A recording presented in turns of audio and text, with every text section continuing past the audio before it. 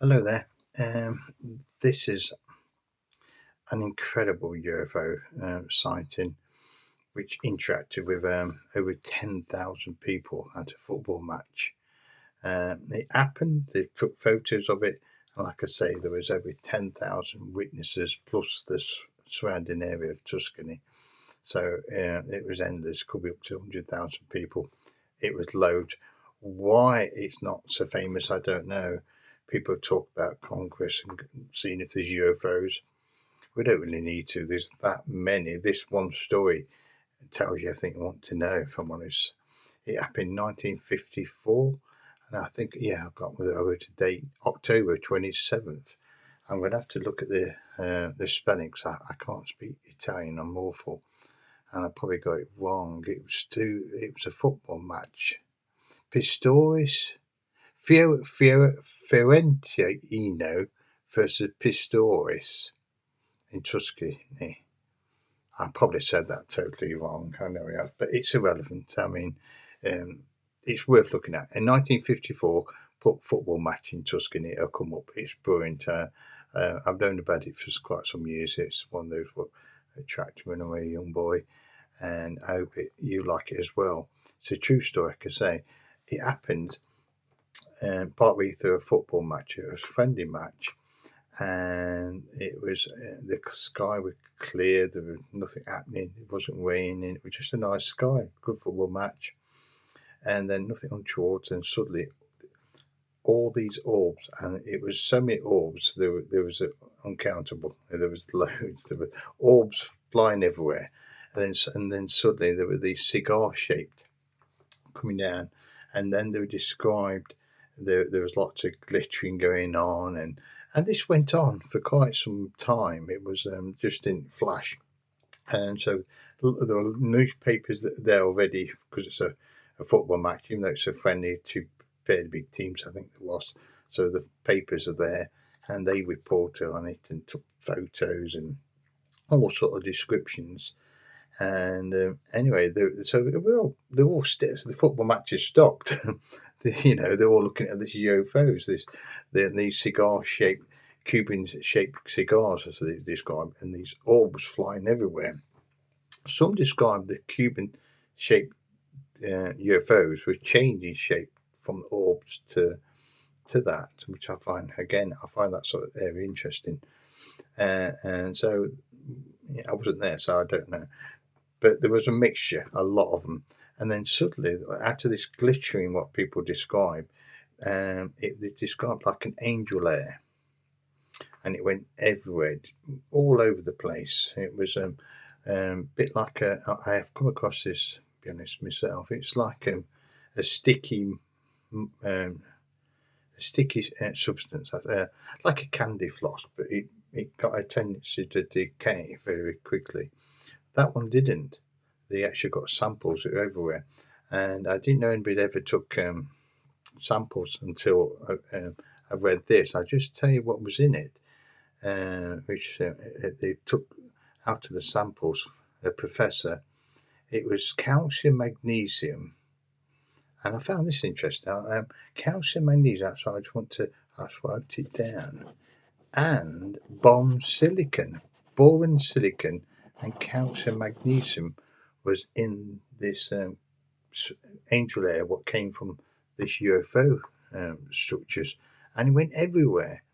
And the reason why we know that's accurate, he was a professor from a university who did it, and he did a analysis, and he recorded everything. The odd thing about it, he said he destroyed it all. He said nothing was kept, and I found that a bit odd. But so we all what he did is from this UFO. They're telling us there's nothing there, but except the records from the samples he'd taken, which I find peculiar. But nevertheless, if it's true what he said, that's a funny thing to come through. I mean, there's been, the scientists will try to fob that off with some excuse, but they can't. It's just silly. It'd just be silly to even try. I'm pretty sure some do. It's a weather element or something, a cloud or something. It's raining in half a million miles away, and it's done that to us. Yeah, but no, it didn't. Plenty of witnesses came from orbs and cigar shape, and it went everywhere. The thing about this angel air, it is quite popular, but I didn't know that anybody actually recorded samples or actually reported it, without being a good body. So that's interesting. So that's why I thought I'd mention it. If anybody knows more about it, please let me know. But it's quite famous because it's not only there, it's all around the world, in France, Afghanistan, parts of England, South America, all across Europe and Africa. This angel air does seem to come about. Not popular, but it is recorded there by these UFOs. Why? What it is, I don't know. It'd be interesting to know. I don't know chemistry too well, but maybe worth having a look. If anybody knows why that is important, please. That would be fantastic to know. I certainly don't know. I'd love to, but my chemistry has never been brilliant. But I do know the angel air it's been sprayed everywhere from UFO vehicles. Why? I don't know. Whether it's part of the propulsion system that they've let out, or maybe an experiment themselves. They had 10,000 people in a stadium. Was they experimenting? Probably was.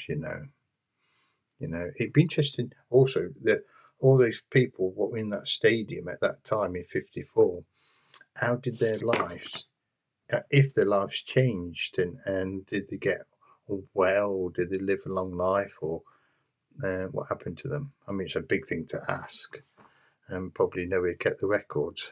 Well, probably did somewhere, but how do we get them? But it'd just be nice to know. But I do remember there's one story in France. I'm going to tell a story separate, but that one there was a doctor, a chemistry doctor, but he was teaching at the time, and he went sprayed over his school, and school, and he picked it up, but I don't know if he did any analysis on it off the samples, but he described it disappearing as well. He picked it up and it just goes. I've come across it. It's very like American, like American what you put in smoke alarms. I think they ban it now. It's very sensitive. This stuff is.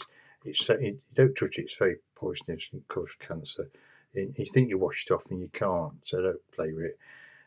But it's like that. It's incredibly soft. You can put it on your worktop and you think you've wiped it off and you haven't. It's still there. Yeah, but it reminds me of that. But don't know. Incredible, isn't it? But it's a true story. 10,000 people saw these globes in a football match. Can you imagine? You sat there watching a football match, or if you're in America, a soccer match. And suddenly you're looking up and the football match stops, and you see these things flying around. And then 70 years later, we have to have politicians discussing there might be UFOs up there. I don't think might be. Clearly there is. They've been up there for thousands of years, it would seem. But interesting, isn't it? But even though it is so well documented and so well seen with all these people, it's not that popular, this story. Like I say, when people talk about UFOs for proof and goes to Congress and whatever, and all these different things, and politicians and papers bring things up, they never bring this one up. Ever. I've never read to bring up as proof that extraterrestrials are there, or you're actually here. But which I find odd. It's the same with lots of stories. This isn't just one. I mean, I'm doing lots of stories, and they're all true, and you can relate to any of them. But this one in particular, it's not just one or two witnesses or 5 or 6 dozen. This is 10,000 witnesses plus the surrounding area of Tuscany. So, brewing, newspapers, the lot. That's why I think it's awesome. And not only that, they describe different shapes. Like I say, the orbs, the cigar shapes, the glittering, this angel layer. So much on this short time, and even the professor from the university described what was in the angel layer. So, for me, this one saga from meeting UFOs or interaction, it's enough, isn't it? Surely it should have been everywhere. It should have been over the newspapers and should have come out of it. I would have thought, but it did. It probably went in for a short clip and that was it. People move on, which I find odd.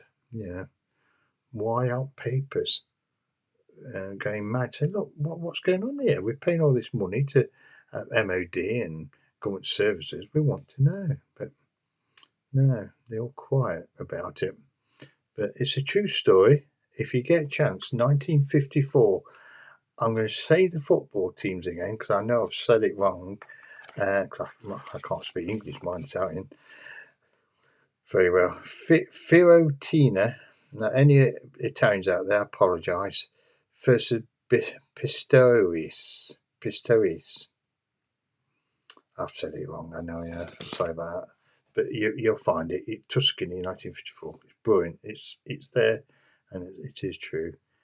But if anybody out there knows what those chemicals are combined, what they do to us, or the meaning for it, please let me know. That would be brilliant.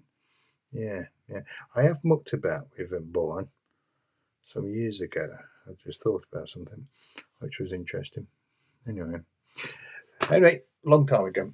And I hope you liked the story. It was again true story. Brilliant, isn't it? It is. It really is.